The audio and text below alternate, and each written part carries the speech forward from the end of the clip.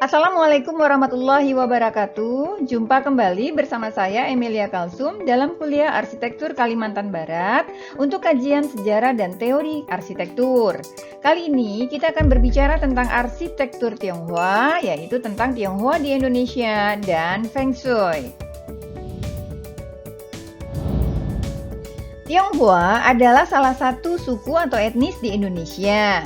Penamaan ini diberikan kepada mereka yang datang ke Indonesia dan menetap, kemudian menjadi warga negara Indonesia.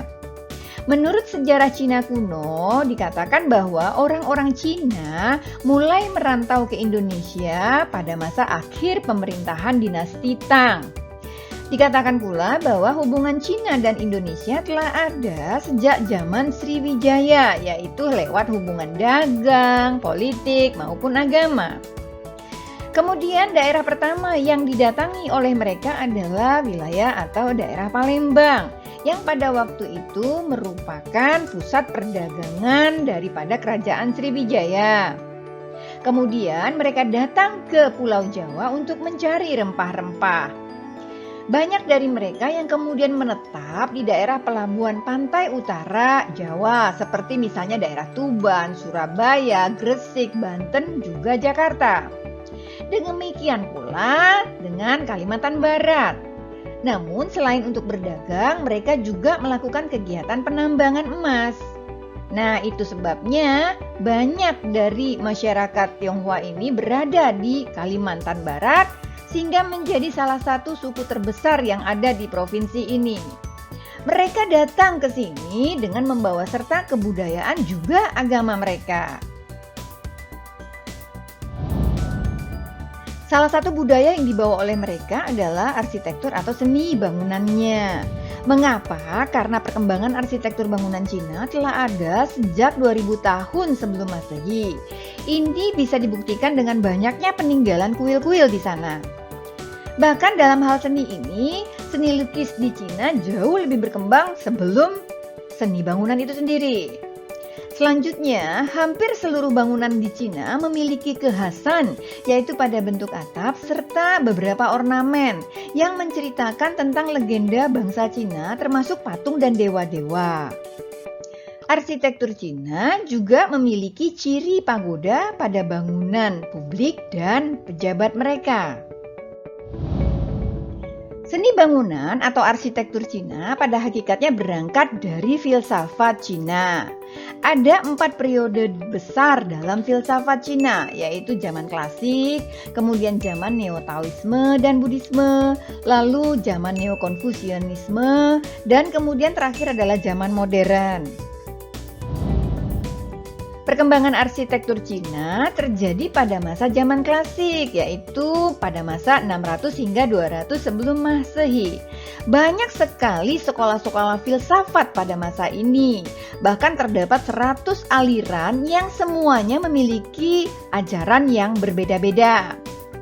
Yang pertama misalnya ada Konfusianisme atau Konfusius, yang merupakan aliran etika dari ilmuwan. Dikatakan bahwa Tao yang merupakan jalan prinsip utama itu adalah jalan manusia. Bahwa manusia menentukan Taonya. Apakah Taonya itu bisa luhur dan mulia, itu ditentukan pula dengan kebaikan manusia itu sendiri. Sebaliknya, jika manusia itu jahat atau berperilaku buruk, maka Tao mereka juga buruk. Nah, hal yang penting adalah bahwa kebaikan hidup dapat dicapai melalui peri kemanusiaan atau yen, yang merupakan segala kepentingan bagi semua orang. Bahwa meskipun terdapat struktur atau strata masyarakat yang berbeda-beda, tetap peri kemanusiaan merupakan hal yang utama yang harus menjadi hal yang mendasari kehidupan mereka. Selanjutnya adalah aliran Yin dan Yang. Ini aliran para ahli Meiji, di mana terdapat 2 prinsip utama dari seluruh kehidupan, yaitu Yin dan Yang. Yin bersifat pasif, dalam konteks prinsipnya adalah hal-hal yang tenang, kemudian terkait surga, bulan, air, dan juga perempuan merupakan simbol daripada yin ini. Yin juga disimbolkan untuk kematian dan hal-hal yang bersifat dingin. Sebaliknya, untuk yang lebih bersifat aktif, prinsipnya adalah sebuah pergerakan, diidentikan dengan bumi, matahari, api, dan juga lelaki. Simbolnya adalah tentang kehidupan dan panas. Nah, segala sesuatu di dunia ini adalah cenderung yin atau cenderung yang ya. Jadi ada keseimbangan di antara keduanya, bahwa segala sesuatu yang teramat yin harusnya memiliki unsur yang. Segala sesuatu yang teramat yang juga harus memiliki unsur yin. Selanjutnya adalah aliran Mingxia atau pendebat. Ini terdapat pada sekolah-sekolah dialektik yang menyibukkan diri dengan istilah-istilah atau perkataan-perkataan, bahwa setiap istilah itu bisa diperdebatkan. Mereka meyakini tentang hal-hal terkait eksistensi, relativitas, kausalitas, serta ruang dan waktu. Lalu ada lagi aliran Taoisme atau Lao Tse. Ini merupakan aliran metafisika dari para rahib, bahwa dikatakan Tao bukan jalan manusia, tapi Tao adalah jalan alam. Bahwa Tao adalah sebuah prinsip kenyataan yang objektif, substansi abadi yang bersifat tunggal, mutlak, dan tidak dinamai. Bahwa puncak metafisika daripada Taoisme adalah kesadaran bahwa kita tidak tahu apa-apa tentang Tao atau tentang jalan tersebut. Lalu kemudian ada lagi aliran Maoisme atau Mo Tse.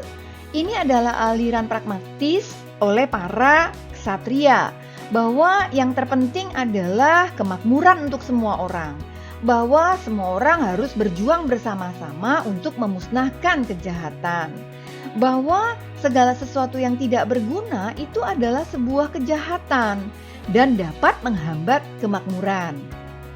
Kemudian ada pula aliran Faccia atau aliran para ahli politik. Dikatakan bahwa manusia, surga, atau dunia bukanlah hal yang penting. Yang penting adalah soal-soal terkait hal-hal praktis dan juga politik. Nah, keenam aliran ini selanjutnya berkembang menjadi sebuah rumusan yang menjadi dasar-dasar kehidupan masyarakat Cina. Kita lihat seperti apa? Aliran-aliran ini selanjutnya berkembang menjadi konsep dasar filsafat Cina yang memiliki 3 tema pokok yang terkait harmoni, toleransi, dan perikemanusiaan. Dalam hal harmoni, bahwa harus selalu diupayakan keseimbangan atau harmoni tersebut antara manusia dengan sesama, antara manusia dengan alam, dan antara manusia dengan surga. Bahwa ada sebuah toleransi yang harus dilakukan oleh setiap manusia. Mereka mau dan harus mampu menerima pendapat-pendapat yang berbeda sama sekali dengan pendapat-pendapat pribadi mereka. Bahwa perdamaian atau sikap perdamaian adalah sesuatu yang memungkinkan pluralitas yang sangat luar biasa. Juga dalam hal agama.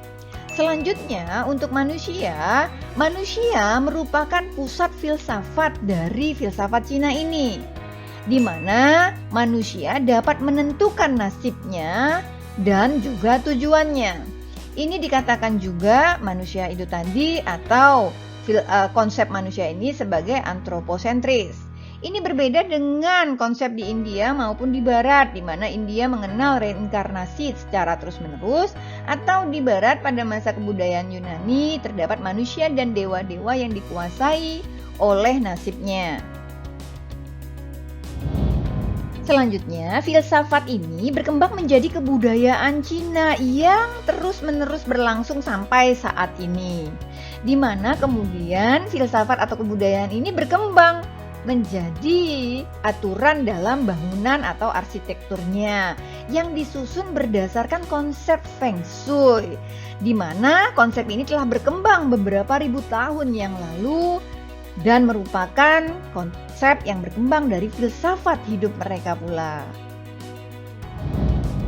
Lalu apakah Feng Shui itu? Feng Shui adalah sebuah ilmu pengetahuan yang disarikan dari berbagai ilmu pengetahuan yang berasal dari budaya Tiongkok purba tadi, di mana sejak tahun 4700 yang lalu sudah ada, yaitu pada masa kaisar pertamanya yaitu Fuxi. Nah, dalam perkembangan awalnya, Feng Shui ini bermula dari sebuah perhitungan astronomi untuk menganalisis waktu serta perhitungan musim dalam kegiatan agraria. Kapan mereka harus bercocok tanam, kapan manen, dan lain sebagainya, terutama dalam kegiatan memelihara ulat sutera. Selanjutnya, dalam proses ribuan tahun, pembacaan terhadap gejala-gejala alam ini dijadikan rumusan perhitungan almanak dan berevolusi menjadi Feng Shui. Perkembangan Feng Shui selanjutnya yaitu terjadi pada masa zaman permulaan, di mana pada masa itu mulailah diketahui bahwa angin dan air merupakan hal yang penting.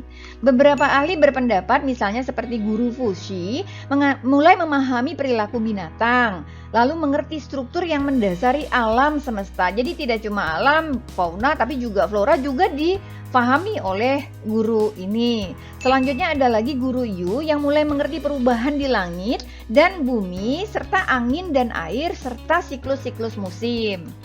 Nah, ini kemudian dikembangkan untuk meramal langit, bintang, dan juga binatang untuk merekayasa sistem kalender tersebut.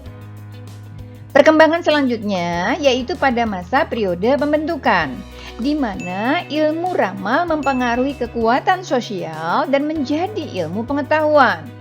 Bahwa ilmu ramal didukung selanjutnya oleh ilmu-ilmu geografi, survei, numerologi, dan juga arsitektur yang berkembang menjadi Feng Shui. Nah, dalam perkembangan selanjutnya, Feng Shui ini mengalami jatuh bangun. Mengapa ini terjadi? Karena kemampuan ilmu ini untuk meramal sesuatu di masa depan dengan membaca gejala-gejala alam menjadikan banyak pihak membuat atau menjadikan ilmu ini dalam rangka untuk kebutuhan yang merusak orang lain, mengganggu orang lain, hanya untuk kepentingannya sendiri, hingga ke masalah-masalah politik dan strategi-strategi perang dan lain sebagainya. Nah, masa-masa inilah kemudian Feng Shui sempat mengalami kemunduran, artinya tidak dipelajari, tidak dikembangkan. Namun karena ilmu ini memiliki kemampuan yang luar biasa dalam memahami alam, dan ini menjadi kebudayaan masyarakat Cina itu sendiri, perkembangan Feng Shui tetap berkembang hingga saat ini. Nah, dengan demikian, Feng Shui pada dasarnya adalah ilmu pengetahuan tentang dampak geologi, fisika, dan bukanlah hal yang mistis, ya. Kemudian Feng Shui juga mengulas tentang geomorfologi, yaitu tentang bentuk-bentuk bumi dan proses-proses yang mengakibatkan bentuk-bentuk tersebut. Mengapa bentuk-bentuk itu terjadi hingga saat ini? Ini juga terkait oleh iklim yang terjadi di alam semesta. Nah, Feng Shui tidak hanya dipengaruhi oleh dimensi ruang, tetapi juga dipengaruhi oleh dimensi waktu atau adanya siklus dalam Feng Shui tersebut. Selanjutnya, di mana posisi Feng Shui dalam kehidupan manusia atau masyarakat Cina? Feng Shui pada dasarnya berada di urutan ketiga setelah takdir dan nasib. Masyarakat Cina juga meyakini bahwa takdir adalah identik dengan keberuntungan langit atau Tianchai, di mana sesuatu yang telah digariskan oleh Tuhan tidak bisa diubah atau dihindarkan.